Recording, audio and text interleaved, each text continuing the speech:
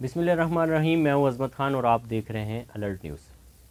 आज alert news के एक मुनफरद प्रोग्राम के साथ आपके साथ हम हाज़िर हैं और आज नया सिलसिला जो हमने एक शुरू किया है वो ये है कि साहिब किताब और किताब दोनों का हमने तारुफ़ आपके सामने रखना है।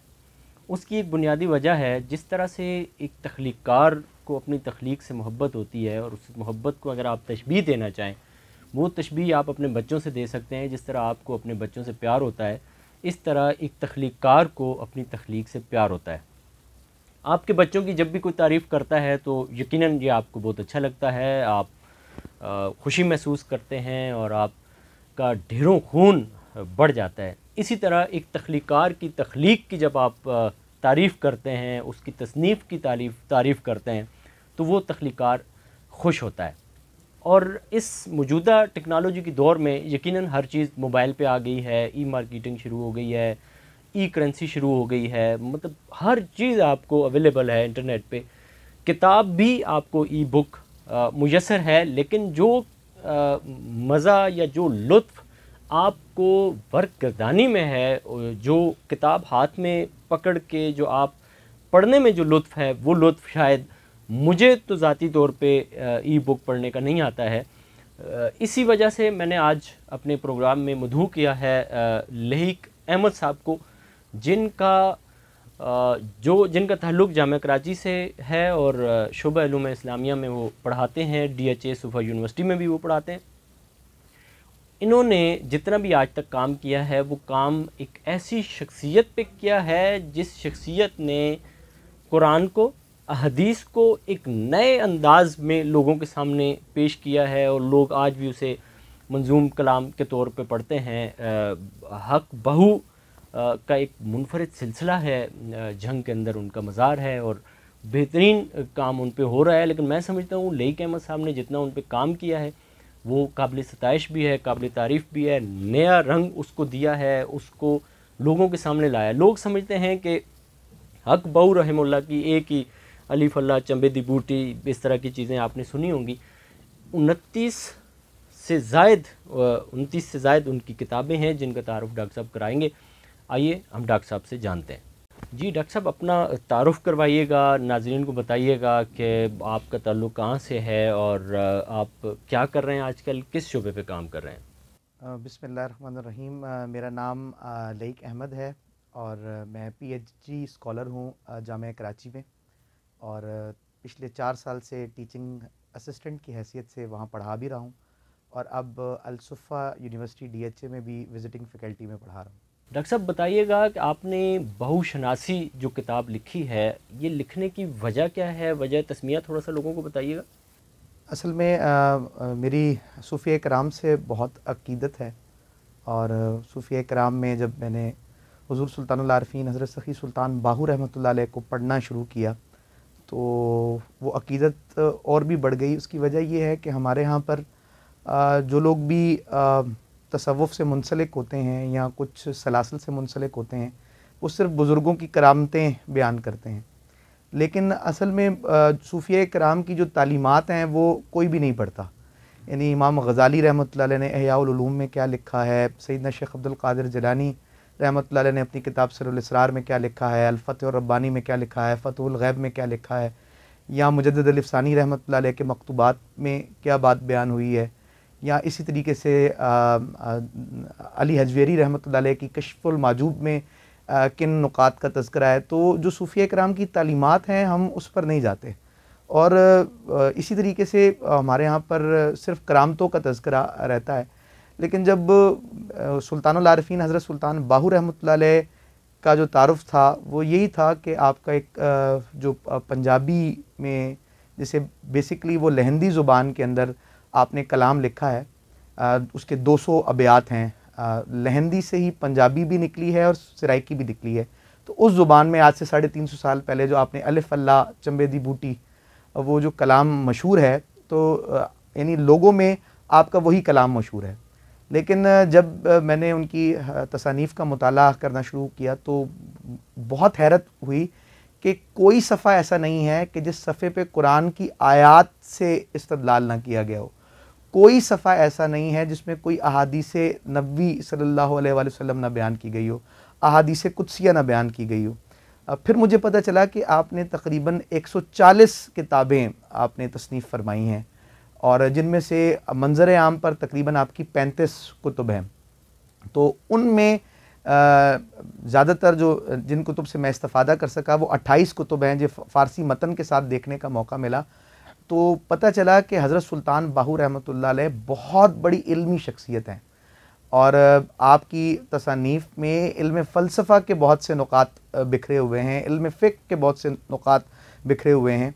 बेसिकली आपकी जो तालीमात का जो महवर व मरकज़ है वो तालिबान मौला ही हैं। यानी आपने अपनी तसानीफ़ क़ुर्ब इलाही को कैसे हासिल किया जा सकता है, मार्फत इलाही को हासिल कैसे किया जा सकता है, क्योंकि सारी किताबें आपके इल्म तसव्वुफ़ के मौजू पर हैं।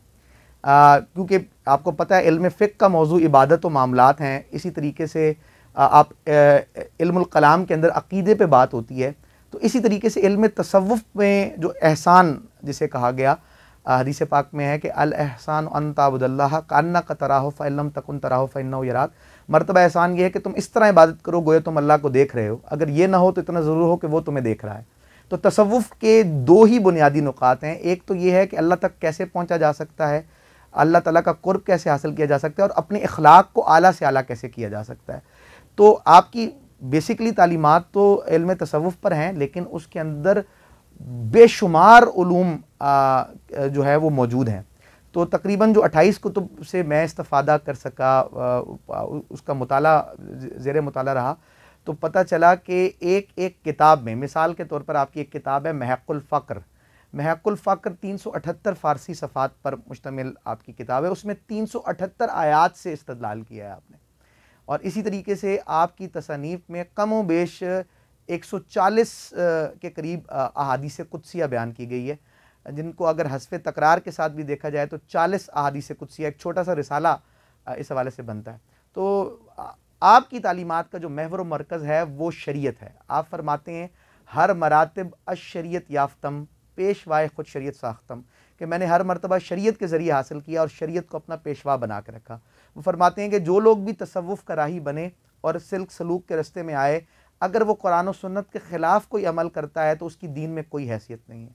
वो बारहा ये रिवायत अपनी किताब में बयान करते हैं कि कुल्लु तरीक़तिन रद्दतुहा शरिय्अह फ़हिय ज़िंदीक़ा, हर वो तरीका जिसे शरीयत रद्द कर दे वो बेदीनी है। तो वो हर ऐसे कौल व फ़ेल का इनकार करते हैं जो कुरान और सुन्नत से बाहर है, और वो इल्म तसव्वुफ़ को इस तरह बयान करते हैं कि वो हर अपनी बात को पेश करते हुए किसी न किसी आयत से, किसी हदीस से, किसी अहादीस कुदसिया से इस्तदलाल करते हैं।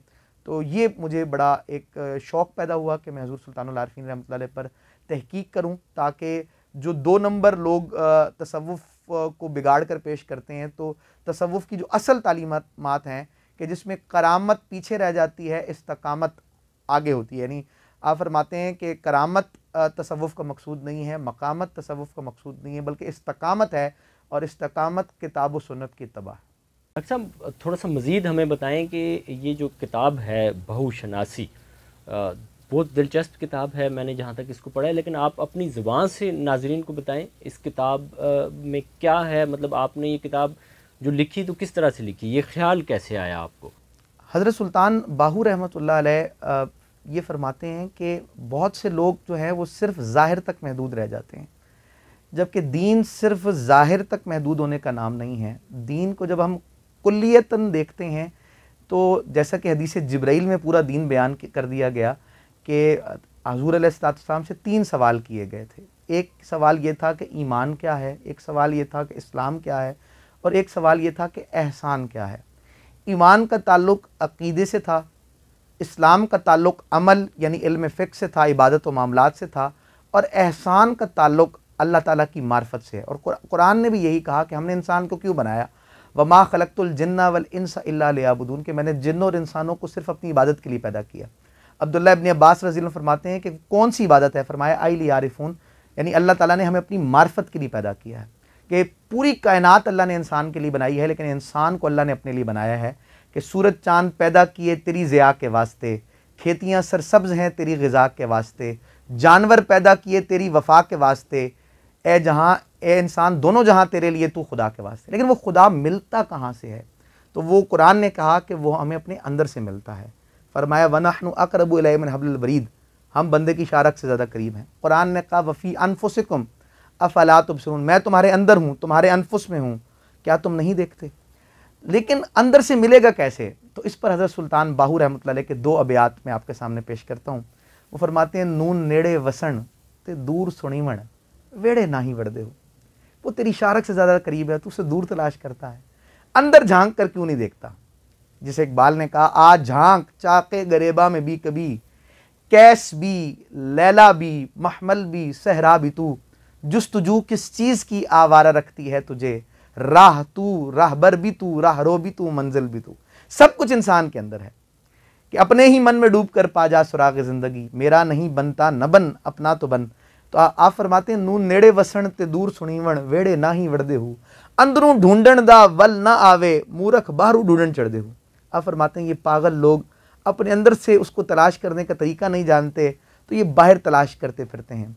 फरमाया दूर गया कुछ हासिल नहीं, शो लब्बे विच घर दे हो, दूर जाने से कुछ हासिल नहीं होगा, तुझे जो कुछ मिलेगा अपने अंदर से मिलेगा, लेकिन उसके लिए शर्त क्या है, दिल को साफ करना पड़ेगा, तसव्वुफ की तरफ आना पड़ेगा। और तसव्वुफ का मंशा क्या है, तज़किया है। वयुज़क्कीहिम कद अफ़लहा मन तज़क्का, तहकीक वो कामयाब हो गया जिसका अंदर पाक हो गया। तो जब तक अंदर पाक नहीं होगा तो सिर्फ ज़ाहिरी इबादत आपको जन्नत तक तो ले जाएंगी, लेकिन वो अल्लाह ताला की मार्फत और उसका कुर्ब व विसाल नसीब नहीं हो सकता जब तक ज़ाहिर के साथ बातिन पाक ना हो जाए। और इसीलिए वो फरमाते हैं कि ये ज़ुबानी कलमा हर कोई पढ़दा, दिल दा पर्दा कोई हूँ, जिथे कलमा दिल दा आवे उथे मिले ज़बान न ढोई हूँ, दिल दा कलमा आशिक पढ़ दे की जानन यार गलोई हूँ, एक कलमा मैनू पीर पढ़ाया हज़रत बाहू में सदा सुहागन हुई हूँ। और आखिरी जो बात कि दिल में अल्लाह ताला है, दिल कितना बड़ा है, सूफिया कराम फरमाते हैं जिस दिल में अल्लाह रहता है, दिल चीज़ दिल क्या है, वसीयस चौहार्द तबकात, 7 ज़मीनों और 7 आसमानों से बड़ा है। और वो हदीस कुदसी में जैसे फरमाया ला यसौनी अर्दी वला फिस समाई वलकी यसौनी कल्बुल अब्दुल मोमिन, कि नहीं समाता मैं ज़मीनों में, नहीं समाता मैं आसमानों में, मेरी समाई है तो बंदा मोमिन के दिल में। कि अल्लाह फरमाता है मैं बंदा मोमिन के दिल में हूँ। कल्बुल मोमिन मिर्रतुर रहमान, कल्बुल मोमिन अर्शुल्लाहि ताला, कल्बुल मोमिन बैतुल्लाह। और जिसको इकबाल ने कहा अर्ज़ो समा कहाँ तेरी वुसअत को पा सके, एक मेरा ही तो दिल है जहाँ तू समा सके। इसको हज़रत सुल्तान बाहू रहमतुल्लाह फरमाते हैं दाल दिल दरिया समंदरों डूंगे कौन दिलांदिया जाने हूँ, विच्चे बेड़े विच्चे झेड़े विच्चे वंज मुहाने हूँ, 14 तबक दिलां दे अंदर तंबू वांगण ताने हूँ, ते जो दिल दा महरम होवे हज़रत बाहू सो ही रब पहचाने। डॉक्टर साहब थोड़ा सा मुझे मज़ीद बताएं इसके अबवाब कितने हैं, और ये जो किताब आपने लिखी है ये शायद आपका एमफिल का मौजू भी हक बाहू रहमुल्लाह है, फिर आप जो पीएचडी अभी करने जा रहे हैं, जो कर रहे हैं, जिसका सिलसिला बड़ी हद तक आपने कंप्लीट भी कर लिया है, वो भी हक बाहू, मकालात बाहू, कलाम बाहू, ये जितना भी सिलसिला है उस पे आपका काम है। थोड़ा सा लोगों को ब्रीफली बताएं, डिटेल के साथ बताएं कि इस किताब में आपने किन किन मौज़ूआत को जमा किया है। किताब के हवाले से जो मुझे इंस्पिरेशन मिली वो हज़रत सुल्तान बाहू रहमतुल्लाह अलैह की औलाद में से बहुत बड़ी इल्मी शख्सियत हैं और एक आलमी रिसर्च थिंक टैंक के चेयरमैन हैं साहबज़ादा सुल्तान अहमद अली साहब, उनसे मिली। साहबज़ादा सुल्तान अहमद अली साहब के जो दुरूस हैं वो नाचीज़ बचपन से सुनता आया और उससे जो असल हकीकी तसव्वुफ़ है उसका वो सामने आया कि तसव्वुफ़ किसका नाम है, और हमने करामात और इस मामले से ही तसव्वुफ़ को इस नज़र से देखा था। तो उसमें जब हज़रत सुल्तान बाहू रहमतुल्लाह अलैह पर जब वो बात फरमाया करते थे तो वो कहते थे कि हज़रत सुल्तान बाहू रहमतुल्लाह अलैह ने बहुत से उलूम का अहाता किया है और उनकी किताबों में इल्म फ़लसफ़ा भी मिलता है, उनकी किताबों में इल्म फ़िक़्ह के मुतल्लिक़ भी रहनुमाई मिलती है। और लेकिन उनका जो उनकी किताब का जो असल मकसद है जो वो ख़ुद बयान करते हैं वो यही फरमाते हैं कि मैंने अपनी तमाम किताबें तालिबान मौला की रहनुमाई के लिए लिखी हैं, चाहे वो कोई मकाम मुब्तदी पर हो या मुंतही पर हो। तो इंस्पिरेशन मुझे वहाँ से मिली और मैंने जब हज़रत सुल्तान बाहू रहमतुल्लाह अलैह की तसानीफ़ को पढ़ना शुरू किया तो मैंने इस ज़ाविये से पढ़ना शुरू किया कि मैं कुछ उन नुकात पर काम कर सकूं जिस पर पहले काम नहीं हुआ, या अगर हुआ है तो उसको थोड़ी गहराई से जाकर देख सकूं। तो उसमें मेरा जो सबसे पहला मौजू इस किताब के अंदर भी मौजूद है, ये असल में मेरे 17 तहकीकी मज़ामीन है जो इंटरनेशनल मैगज़ीन माहनामा मिरतुल आरिफीन से शाया हो रहे हैं। ये 22 साल से ये मैगज़ीन शाया हो रहा है और ये हर महीने कोई भी तातुल नहीं रहा और तकरीबन 1 लाख से ज़्यादा कॉपीज़ इसकी हर महीने शाया होती हैं। तो उसमें मेरे आर्टिकल्स आना शुरू हुए और तकरीबन ये 3 साल के अंदर ये मेरे 17 मकाला जात हैं जो पाया तकमील को पहुँचे। लेकिन अब मैं इसके जो मेरे वो जो 17 आर्टिकल्स हैं उन पे 1 बाय 1 मैं मुख्तसर सी बात करूँगा। जो पहला मेरा मौजू है वो ये है कि हज़रत सुल्तान बाहू रहमतुल्लाह अलैह के नज़दीक में कुरान मजीद की अहमियत क्या है। तो उसमें नाचीज़ ने वो तमाम आपकी तमाम तसानीफ़ में जितने भी अक़वाल थे जो आपने कुरान मजीद की अज़मत और कुरान मजीद की मोहब्बत में फ़रमाए, वो सारे के सारे, और तालिबान मौला को आप तलकीन करते हैं कि जो भी तसव्वुफ़ कराई है उसका कुरान से बड़ा मजबूत रिश्ता होना चाहिए। वो ज़माने में मुअज़्ज़िज़ थे मुसलमान होकर, तुम ख्वार हुए तारिक कुरान होकर। यानी अगर आप कोई तसव्वुफ़ का भी कोई नुक्ता बयान करें तो उसकी कोई ना कोई दलील कुरान के अंदर मौजूद होती है। तो एक सूफ़ी वो होता है जो अपनी बात को बयान करता है, अपने मुशाहिदे को भी बयान करता है, तो उसका इस्तदलाल कुरान मजीद से पेश करता है। तो यही बात हज़रत सुल्तान बाहू रहमतुल्लाह अलैह भी बयान करते हैं। जैसे कि आप फरमाते हैं कि ए तालिब, कुरान की तह से में जो 30,000 उलूम हैं उनको तू सीख। कुरान की अज़मत पर बहुत से अक़वाल नाचीज़ें नकल किए। फिर हज़रत सुल्तान बाहू रहमतुल्लाह अलैह को क्योंकि एक वलीउल्लाह की हैसियत से ही बयान किया जाता है, लेकिन आपने बहुत सी तफासीर का मुताला भी किया और उसकी दलील ये मिलती है कि आपने अपनी किताब में जिन जिन तफासीर का जिक्र किया है और उन तफासीर में जिन जिन आयात से इस्तदलाल किया, आपने उसका प्रॉपर रेफरेंस बयान किया है। कई जगह उन मुफस्सिरीन का जिक्र किया है और कई जगह उस किताब का नाम लिखा है, तो वो भी नाचीज़ ने मेंशन किया। फिर 30 के 30 पारों से जो आपने इस्तदलाल, हर पारे की एक आयत मैंने बयान की है जिसको हज़रत सुल्तान बाहू ने जिसकी सूफियाना तफसीर की है, तो वो 30 हर पारे की अलग अलग पहले आर्टिकल में बयान कर दिया। दूसरा जो आर्टिकल है वो हुज़ूर अलैहिस्सलाम आपकी ज़ात अक़दस के हवाले से है कि हज़रत सुल्तान बाहू रहमतुल्लाह अलैह का जो वालहाना मोहब्बत है आका पाक अलैहिस्सलाम से, तो उस पर मुख्तलिफ़ नुकात बयान किए हैं कि आप उस पर मुख्तलिफ़ आपकी तसानीफ़ का मुताला करने के बाद जो उन्वानात बन सकते थे उसके तहत उसको पेश किया है। यानी आपने हुज़ूर अलैहिस्सलाम पे जब दरूद व सलाम के फ़ज़ाइल को आप बयान करते हैं तो कैसे आप बयान फरमाते हैं। आप मजलिस मोहम्मदी सल्लल्लाहु अलैहि वसल्लम की हुज़ूरी पे बात करते हैं तो आप कैसे उसको बयान फरमाते हैं। इसी तरीके से इसमें मोहम्मद सल्लल्लाहु अलैहि वसल्लम के फ़ज़ाइल पे गुफ्तगू करते हैं तो आप कैसे करते हैं। फिर इसी तरीके से फ़ारसी अशार, यानी हमारे यहाँ पर तो आपके लहंदी अशार जो है वही मशहूर हैं, लेकिन आपकी अशार की एक बहुत बड़ी तादाद जो है वो फ़ारसी के अंदर है, जो आपकी हर किताब के हर सफ़े पर आपको कोई ना कोई फ़ारसी शेर मिलेगा। और अगर वो तमाम फ़ारसी अशार एक जगह जमा किए जाएँ, वैसे दीवान बाहू नाम से एक अलग किताब तो मौजूद है, लेकिन आपकी तसनीफ़ में भी अगर उन तमाम को एक जगह जमा किया जाए तो वो एक बहुत बड़ी किताब, बल्कि कई जिल्दों पर मुहित किताब बन सकती है। तो बहरहाल जितनी भी फ़ारसी में आपने हुज़ूर की शान में अशार लिखे हैं उनको, फिर अक़ीदा हयातुन नबी सल्लल्लाहु अलैहि वसल्लम के बारे में आपका क्या अक़ीदा है, मिराज पे जब आप तशरीफ़ लेके गए उस पर आपने क्या गुफ्तगू फरमाई। इसी तरीके से और बहुत से उन्वानात हैं जिसके तहत इसमें बात की गई।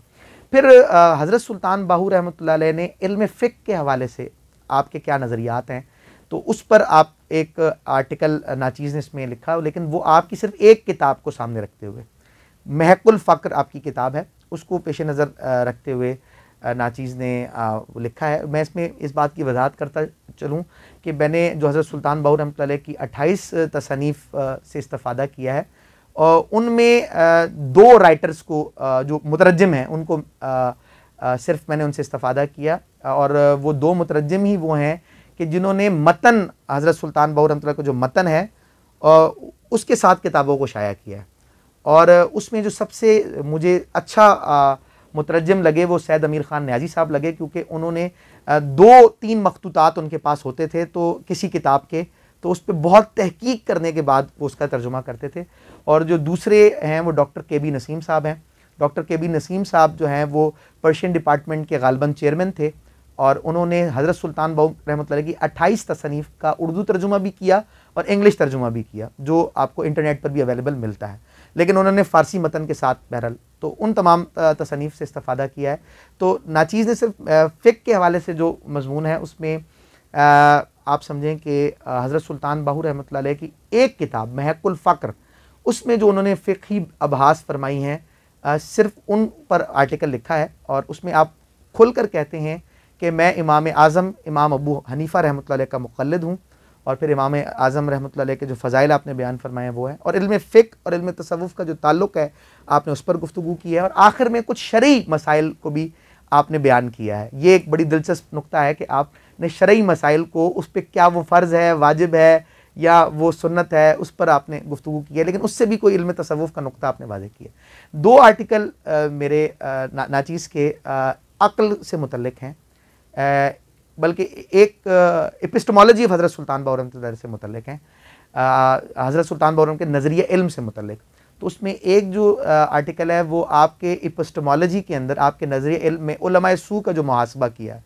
सूफिया कराम मुल्लायत को आड़े हाथों लेते हैं, तो रब रब कर दे बुढ़े हो गए मुल्ला पंडित सारे, जैसे बाबू बुल्ले शाह साहब कहते हैं, या जैसे इकबाल भी मुलायत की बात करते हैं, दीन काफिर फ़िक्र तदबीर जहाद, दीन मुल्ला फ़ी सबीलिल्लाह फसाद, या इस तरह जो, तो वो कहते हैं कि यहाँ जितनी भी जगहों पे बात होती है तो वहाँ पर उससे मुराद वो कहते हैं कि उलमाए कराम नहीं है। उलमाए कराम की बहुत इज़्ज़त की है सूफिया कराम ने, और उन्हें अंबिया का वारिस कहा है। ये उलमाए सू की बात की जा रही है कि जो बादशाह वक्त का कुर्ब चाहते हैं, जो जैसे सुल्तान बाहू रहमतुल्लाह फरमाते जिथे वेखण चंगा चोखा पढ़न कलाम सवाई हूँ, जहाँ कोई देखें कि कोई साहिब सरवत है तो वहाँ वो लय में कुरान पढ़ते हैं, या यानी वो एक ज़ाहरी फ़ायदे लेना चाहते हैं, जो तकब्बुर करते हैं, जो अपने इल्म के ऊपर जो है वो इज्ज़ इनकिसारी नहीं करते बल्कि तकब्बुर की राह इख्तियार। तो उस पर एक पूरा आपके जो आपका जो पंजाबी कलाम है उसमें आपने कहाँ उस जहत पर बात की, उस पर बात है। फिर मुख्तसर अगर आऊँ तो एक आर्टिकल आपकी एपिस्टेमोलॉजी के अंदर जो आपके नज़रिए इल्म में अक्ल की बहस है कि वो अक्ल क्या है। तो एक जो सुल्तान बाहू फरमाते हैं एक अक्ल जुज़ है, एक अक्ल कुल है। ये फ़िलोसॉफ़िकल डिबेट है कि ग्रीक के अंदर भी और फिर जो मॉडर्न फ़िलासफ़ी है उसके अंदर भी जो अक्ल की बहस है उसको रिलेट किया है हज़रत सुल्तान बाहू रहमतुल्लाह के नज़रिए इल्म के साथ। फिर एक मौजू जो है वो तालिबान मौला ख़वातीन के ऊपर है कि तालिबान मौला ख़वातीन, यानी हमें तालिबान मौला ज़्यादातर मर्द बताए जाते हैं, लेकिन बहुत सी ऐसी तालिबान मौला ख़वातीन हैं जिनका ज़िक्र हमें असलाफ़ की कुतुब में मिलता है। तो हज़रत सुल्तान बाहू रहमतुल्लाह ने अपनी किताबों में किन किन ख़वातीन को एक रोल मॉडल की तरह पेश किया, तो ज़्यादा तज़किरा आपकी तसनीफ़ में सईदा कायनात सईदा फ़ातिमा ज़हरा सलामुल्लाह अलैहा आपसे मुतल्लिक़ है।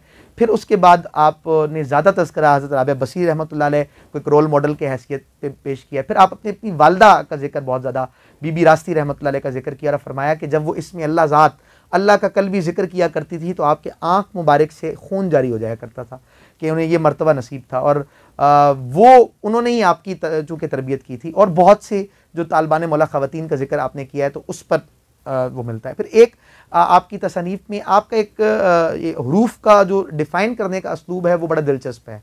यानी आप कहते हैं इल्म के 3 हरूफ हैं, आइन लाम मीम। आइन से ये मुराद है, लाम से ये मुराद है, मीम से ये मुराद है। फ़क्र के 3 हरूफ हैं, फ़ा क़ाफ़ रा। फ़ा से ये मुराद है, क़ाफ़ से ये मुराद है, रा से ये मुराद है। इस तरह तमाम इस्तिलाहात तसव्वुफ़ को आपने बयान किया है और वो तमाम किताबों में जहाँ जहाँ मौजूद हैं उसको एक जगह नाचीज़ ने जमा कर लिया है। इसी तरह एक आर्टिकल जो है वो अहादीस कुदसिया पर कि आपकी 28 कुतुब में कितनी अहादीस कुदसिया आपने बयान फरमाई, वो सारी की सारी एक जगह जमा कर ली और आपकी मुख्तलिफ तसानीफ़ में वो जहाँ जहाँ हदीस कुदसी बयान हुई है उसका नीचे रेफरेंस दे दिया। यानी एक हदीस कुदसी आपने अगर एक जगह बयान की है तो वो उसका मतन लिखने के बाद उसके नीचे तमाम हवाले मौजूद हैं कि आपकी 28 किताबों में वो कहाँ कहाँ हदीस कुदसी दोबारा रिपीट हुई है। तो ये एक पूरा है। फिर इसी तरीके से आपने इस्तिलाहात तसव्वुफ़ की अक़साम को बयान फरमाया है, तो नाचीज़ ने उस पर भी काम किया है कि जिस तरह आप फरमाते हैं इल्म की इतनी अक़साम है, अमल की इतनी अक़साम है, फ़क्र की इतनी अक़साम है, तसव्वुफ़ की इतनी अक़साम है, इसी तरीके से आप फ़कीर की इतनी अक़साम है। तो जितनी भी अक़साम पर बात की है उसको एक जगह है। फिर आपकी तसनीफ़ में जो शाम का तमसीली ज़िक्र है वो किस किस जहत में बयान हुआ है वो एक आर्टिकल में बयान हुआ है। इसी तरह जो लताइफ़ सित्ता हैं यानी जब आप कुर्ब इलाही की तरफ बढ़ते हैं तो नफसी, कल्बी, रूही, सिर्री, खफ़ी, अख्फा, आना, ये लताइफ़ सित्ता हैं जो हमारे औलिया अल्लाह ने बयान किए हैं। उस लताइफ़ सित्ता के मारिफ़ क्या क्या हैं, इस पर भी बात हुई है। तो इसी तरीके से एक दो तीन और हैं। तो ये टोटल 17 आर्टिकल्स हैं जिस पर नाचीज़ ने पिछले 3 साल में काम किया है।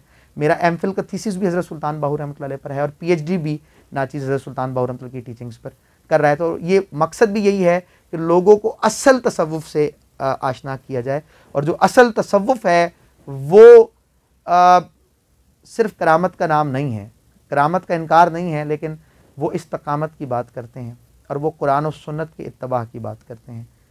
नाज़रीन, बताइएगा आपको हमारा प्रोग्राम कैसा लगा। हमने किताब और साहिब किताब का जो आपके सामने हवाला पेश किया है, आपकी नज़र में भी अगर कोई ऐसी किताब हो, साहिब किताब हो, तो ज़रूर हम तक पहुँचाएँ। हम इंशाल्लाह उनका तारुफ भी अपने प्रोग्राम में पेश करेंगे। बहुत शुक्रिया।